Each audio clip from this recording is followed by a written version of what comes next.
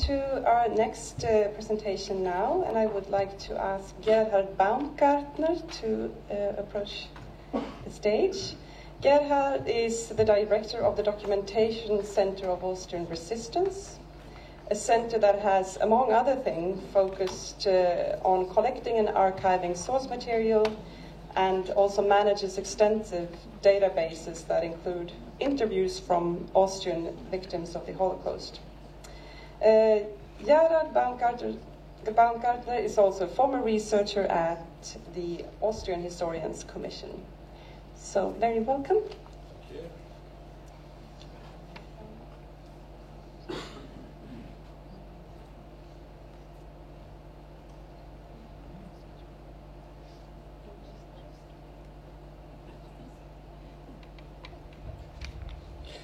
Okay, thank you very much. Please let me start my presentation with a short statement.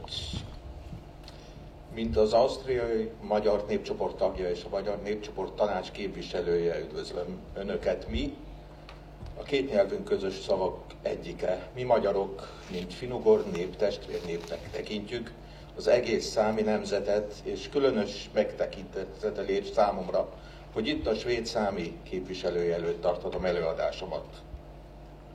As a member of the Austrian-Hungarian minority and the representative of the Minority Council of Austrian Hungarians, let me extend our greetings to you. Me, that is we, one of the words that our two languages have in common. We Hungarians, as a Finn-Ugrian nation, regard the Sami as a nation of brothers and sisters. And I regard the invitation to give a presentation here before the representatives of the Swedish Sami as a very special honor. Thank you. But now and today, I'm here to talk to you as a historian and a researcher of an Austrian commission, and I will talk about our experiences, about our methods, and about our failures. These truth commissions have different functions, like truth-telling, recognition, meaning maybe of past injustices. They can deal about compensation questions, so economic questions, or empowerment, maybe extending to the political power of institutions. In order for such a report to be effective, I think we have to remember certain things. We expect a lot from such a report. And in order not to make it futile, I have chosen here a quote from Shakespeare, "Love's labour's lost." So a lot of initiative goes into this work and later the outcome is nothing. In order to prevent this, we have to be clear that the report in itself does not solve the problem. The report and the work of the researcher that goes into it produces evidence. It produces evidence for later political and legal arguments. And I will try to talk to you about how this evidence can be produced.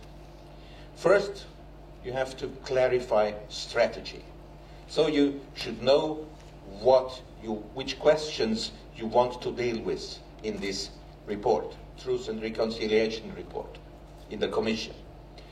They can be completely different, and our Commission dealt with about 100 different questions, and there were about 50, sometimes very specialized reports written during this work. So, in some reports you have legal research, in others you have historical research, sociological research, psychological research, all that can go into these reports. So, my topics here will be these 5: mandate, sources, evidence, methodology, and procedure. First of all, mandate. We have already talked a little bit about this. Mandate. So clarify before you start writing a report and before you start employing a researcher. Clarify the mandate. What are the aims of this report? What do you want to use it for? And then clarify the scope. So for the different research projects which in such a report, The scope can be different. One will deal with 400 years of history, one will deal with a very special question of the 1990s, or even of territory. Yeah? And then you can go to the researcher, and the researcher's task is to find the evidence for your later political and legal arguments. The Austrian Historical Commission, when it was set up in the year 2000, as I said, there was a commission, and at the same time there was a foundation created with lots of money for later recompensation measures. The commission consisted of 8 persons, but it had a permanent office that was coordinating the work of the researchers, and altogether there were 100 researchers working in there. That is about the same number as the Canadian Truth and Reconciliation Commission employed. So you will need a lot of experts for this. And then in the end we published a report, and this report has 25 volumes, very specialized ones. And there is a summary. The summary is what you can see here. And just now I would like to give you some examples of how this works in practice. Why is it important to clarify mandate? Because if you do not, the researcher cannot work.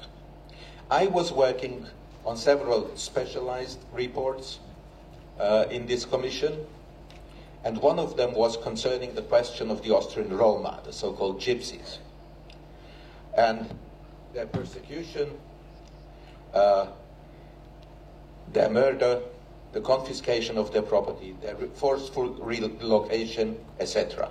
And I think you will see that there is a kind of similarity. You have 2 nations here, both European nations, which do not have a fixed territorial base. So one of the problems that we had to face as researchers and as commission was, for example, the question, who are the Roma? How do you really define who is a Roma, and who will go, with whom will you deal in your report? How do you identify the Roma? By name? Not necessarily. They have all kinds of names, German names, Hungarian names, Croatian names. By language usage, they speak different dialects, they speak different languages. Not all of them speak Romani anymore. Yeah? By place of residence, not so easy. By citizenship. So there are different possibilities on how to define who the report is written about. And this is something that strategy has to define beforehand, before the researcher can start to work. For us, our commission defined it that everybody who was persecuted by the Nazi authorities as a gypsy on the territory of nowadays Austria, regardless of citizenship. This now is a very specific definition for the sake of our report. It did not concern us if the person who was persecuted thought of himself as a Roma. Yeah? It was only for us was important whether the Nazis thought that they were Roma and thus they were persecuted. Doesn't it work? Give me that. Let's see. Okay. Better? Thank you. So, clarify the scope before the researcher can start to work. Sources. Sources are, of course, of an essential importance. And the really important word here is access. Access to sources. Access to archival material is the key to success. Now here, first of all, you have to think of which sources do you need. Is it only state sources? Do you need private sources? Do you need church archives, for example, as probably in this case? Will the commission have the power to subpoena sources, meaning to sort of confiscate the sources? What does right of access mean? Does it mean that you have also the right to make a copy? Which would be very important, of course.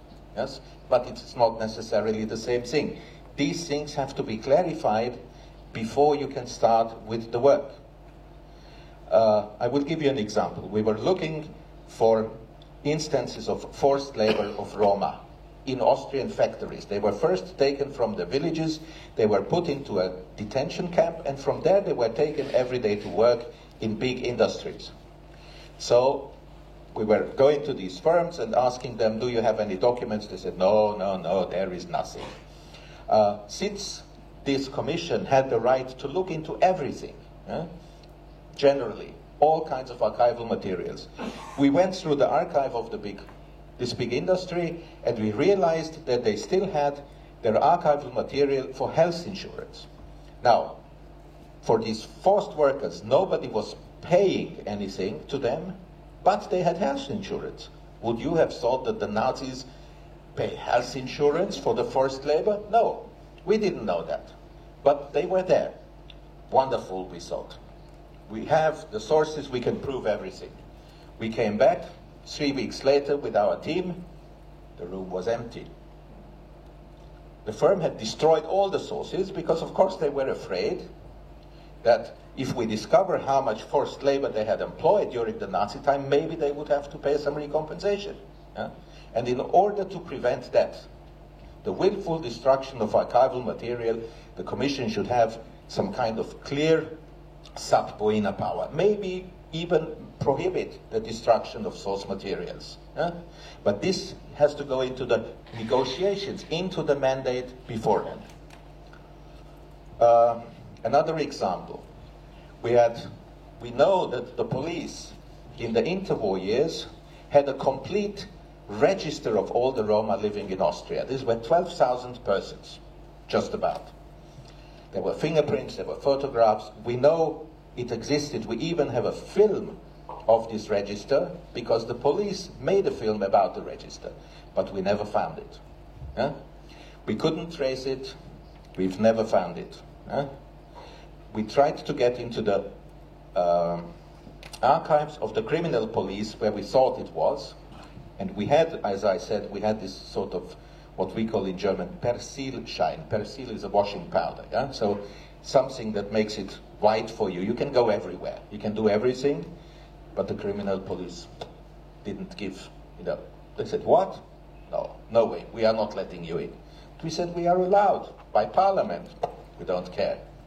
We went back to the Minister of the Interior. He said, okay, you have the permission, with his signature. They said, we don't care. What we need is a direct order coming through the administration for us to open for you. This took months to get, but in the end we got it. But we didn't find anything, sorry. But these things have to be clarified beforehand. Evidence. I think that the mandate must state clearly what is to be considered valid evidence. When Isaac was talking about that such a truth commission will also employ traditional manners of truth finding, traditional for the Sami, then you should speak about this beforehand. Clarify what the Commission will accept and both sides later will accept as valid evidence. I will give you an example here. Most of the Roma settlements were destroyed. Exactly a little bit more than 140. For various reasons, they had been erected mostly on common land. Now, this sounds familiar to some of the Sami here. And there was no entry in the land register. So when, after 1938, by the Nazis, most of the populations were deported and the settlements were burned down, the survivors, when they came back, there was nothing left. And they could not prove, in the process after 1945, that they ever had a house. We could reconstruct the settlements. We had so many photographs, yes?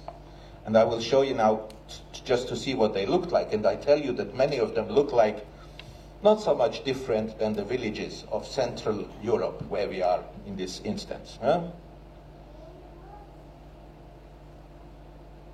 These are photographs from these Roma settlements in the 1930s. Many of these photographs taken by the police. And we even had the local sources, so local administration sources, you know, what we call house numbers. These buildings had existed, they had been recognized, but still we couldn't prove it afterwards. The people, the survivors, couldn't prove that they had a house and they never got any compensation. Neither did former owners of wagons. There is a small percentage of Roma which were actually still traveling at the time, only about 7%. But since they had no entry in the land register, no proof of possession, no proof of usufruct, so that would have been another possibility, that you can prove that your family, that you or your father had used this land over a certain generations. They couldn't. Very often they couldn't, because most of the family members, the near relatives, had died, and usufruct is a very limited concept. So there was no legal claimant, no compensation. Complete failure of this project. Our greatest failure altogether. Later on, there was a little political solution for that, that for each household that you could prove that there was a legal claimant, there was a little financial compensation. Methodology. Don't forget methodology. This will later on be the major point of attack on the evidence of your report. Did you use the correct method? Is the methodology that you use state of the art? Was it correctly applied? Or you are working with testimonies, but there is a very evolved method of testimony, of oral history interviews. Did you use that? No. Why not? It's not valid. Did you use everybody? Did you interview everybody who was living in the region at the time, or all the survivors? Is everybody telling the same story? Is your interviewee biased? All these things you must think of, and in order to have this, to get good methodology, what you need is very good researchers. Now, I think Maria asked this question, where shall we find all these people? I think the only solution is that you have to publish calls for these researchers. You have to clearly define which projects you will want to work on, and then you will publish calls. That's what we did. We said, we want to have a report, and we need people who can write a report on forceful relocation. And then people would apply. And then there will be a screening. And in the screening there can be the members of the commission, there can be also members of the Sami parliament, for example, etc. And then you will employ somebody. You will agree on these experts. And once you've reached an agreement on the experts, that is already some quite good guarantee for your methodology to be accepted. But I think this is very much important. As I said, no credibility without methodology. Proof of completeness of sources is very much important. So you have to prove not only that you have the sources, but that you have looked at all the sources. There is strength of unintentional sources. What do I mean by that? If you want to prove something from the documents, it helps you if you can show that the evidence was produced for a different reason. For example, if you want to prove the presence of certain families in a certain region or a population in a certain region, then, as in the example here, you maybe can find the evidence for it in anthropological research or in cultural research. Very often you can find it in musical research. People who were collecting folk songs, for example, they are very good in documenting usually where they record their folk songs, who they recorded from, in which village did they record it, when did they record it, what was the person's name, and then you can prove presence in certain locations. This is unintentional sources because they were created for a completely different reason. And you will have the problem that some of the oral traditions you will not be able to prove. You will not find corroborating evidence on another level. This is also a difficulty that you have to deal with, but I'm coming to my end. Last topic here is, in the methodology, is of course, and I start with this document here. It is a little document written by a local authority. And they are giving you here the names of all the Roma from this village that were deported to different camps as forced laborers. So, what does it prove? It proves that the people were deported. It does not prove consent, that the local authority agreed to do this, or that they even helped to do this. And it is no proof of intent, that they wanted to do this. And very often this is what you need to prove. Especially in questions of discrimination, it helps to prove intent. So that an institution clearly says, yes, this is what we want to do. Yeah? And you can either prove intent, or you can prove neglect, that they knowingly refuse to do what they should have done, what would have been their duty to do, or to prove consent, that they knew that something was happening which shouldn't happen, and they didn't interfere. For example, the police. Huh? This is especially important, as was in our case, with immaterial claims. Limited access to schooling, limited access to social services, limited access to legal services. So, one last example, all the Roma were excluded from schooling after 1938. What the Commission had agreed upon was that we will find enough evidence that this was a standard practice in the whole region. And then they would agree that not every claimant would have to prove in his case that this was the case. They would get compensation for exclusion from schooling if we could prove that it was a standard practice. And we could prove it for about 70 schools, and then we stopped. And that was enough for every claimant to get recompensation because of this kind of discrimination. So it's a very important thing. My last slide, sorry, is procedure. Here I can only say, insist on documentation. Insist on documenting every single step that goes into the work, because later on people will try to prove you that you didn't do it right. And one other thing is, go back into old research. Recheck all the documents that come up in old research. So here, in the case of the Sami, I have only two names here that are familiar to me, like Merkenstam and Lundmark. Go back and look at what the documents that they are citing. We were looking for proof of a deportation of 5,000 children, Roma children, in 1941 to a ghetto and death camp in Poland. There were no survivors of this transport. We could not find anything. And when we were rechecking some sources in from the social sciences, actually, we found that in the social sciences files, there were documents going back to the 40s. And there we found the first proof, and this is this deportation list that you have here, that it really happened.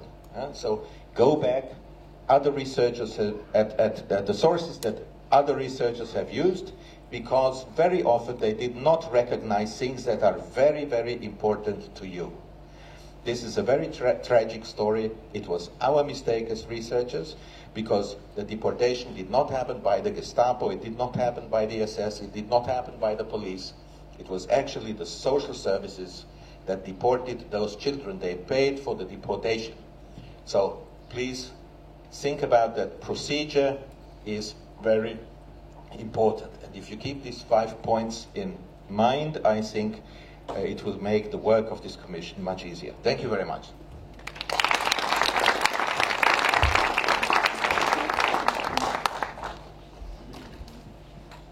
Thank you, Gerhard. We'll have to share this one maybe, or we can hear your voice in that mic. Very interesting and very good information, I think, also from your presentation. We have a few minutes before lunch for questions. So, as usual, if you want to ask something, just raise your hand. And as usual, I will begin. I was thinking, and I think this is somewhat a key issue in Swedish Sápmi, because both globally, but more specifically in a Swedish context, research has such a very strong role of being a co-creating agent in establishing the problems and the political decisions that have consequences in the daily life of many Sami families today. So the question would be, how are we to find a legitimacy for research in such a process as a truth commission if the trust for research in itself is not always there by automatically? It's not a new problem. We had exactly the same problem. We were talking about this also with Håkan. I think that one way to avoid this or to solve this problem is maybe that when the Sami parliament has finally established the program for this truth commission. So it says we want to look into the historical question, we want to have a short report on the relation with the church. But we also want to have something on forceful relocations in the 19th or 20th century. Yeah? And we want to have something on boarding schools, etc. When you know all this, what you want to do and how you want to do it, because you should talk about what will be evidence in these different projects, I think then you should go back one step and go to the population who will have to be your partner in this, because you will need the testimonies and say, listen, this is what we want to do. Do you agree? Yeah? So maybe, I don't know, maybe a referendum would be a possibility. Not everybody will be willing to work. In the case of the Roma, we had this problem that shortly beforehand, 5 years before that, there had been a bomb attack on the Roma village with 4 people dead. So nobody was willing to give an interview to an outsider. So we found people from the Roma community and we trained them as interviewers for a year, because it's a difficult methodology to learn, to do it well. We trained them for a year, and then they went into the Roma families and they did the interviews. This was something that was acceptable. So maybe that would also be a possibility for you. But then you have to have this training period. But it worked in our case. Questions? No? Another question then, also concerning methodology and research. Would it be possible if we would just turn the table around and see research and research methodologies in a way that we haven't done before, in order to be able to include other voices and maybe not see research as a way of sort of finding knowledge, but instead co-creating knowledge between the academy and the Sami society, and not seeing sort of the very defined boundary between research and Sami society? What do you think? I think these are actually two questions. The one is is there only Swedish truth and is there another Sami truth? Probably is. And in social sciences we would talk about narratives. The Swedish narrative and the Sami narrative, which is in itself valid in its social role. But if the report that you create you want to use as a political and very often legal argument, as an evidence in a legal argument, so there is no way around this. So that's why I said, if you want to go into this area, where you want to establish a different kind of evidence with maybe traditional or new methods, discuss this in the mandate and say, we can prove that our families have been living there, but not through the land register, which would be the legal, probably the legal way to do it in Sweden as well. Yeah? But we can prove it in other ways. And this we agree upon, so the Swedish state and the Sami parliament, to be valid proof, yeah, in the procedures. This will help you to incorporate different alternative methods of truth-seeking, establishing of truth, I think. But without that, it will be useless. It will be nothing but a different narrative, and everybody will say, yes, of course, that's what the Sami say. It has no relevance, yeah, later on in court, maybe. Yeah? Thank you.